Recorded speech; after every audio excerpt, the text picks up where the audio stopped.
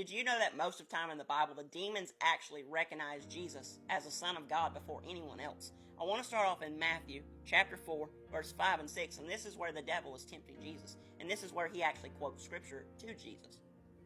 Then the devil took him to the holy city of Jerusalem, to the highest point of the temple, and said, "If you are the Son of God, jump off, for the Scripture says, He will order His angels to protect you, and they will hold you up with their hands, so you won't even hurt your foot on a stone."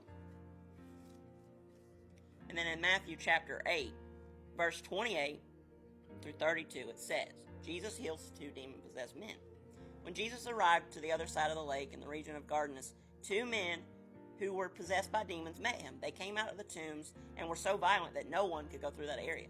They began screaming at him, "Why are you interfering with us, Son of God? Have you come here to torture us before God's appointed time?" There happened to be a large herd of pigs feeding in the distance, so the demons begged, "If you cast us out, send us into the herd of pigs." "All right, go," Jesus commanded them, so the demons came out of the men and entered the pigs. And the whole herd plunged down the steep hillside to the lake and drowned in the water. But you notice, they began screaming at him, "Why are you interfering with us, Son of God?" They knew who Jesus was, and they knew that he was the Son of God.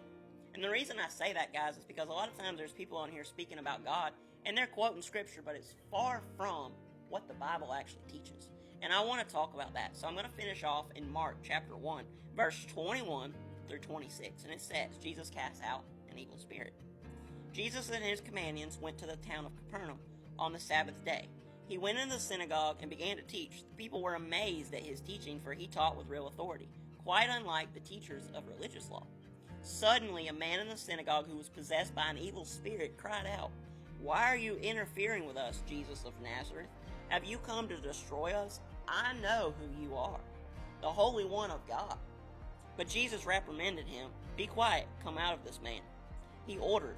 At that, the evil spirit screamed through the man into a convulsion, and then came out of the man.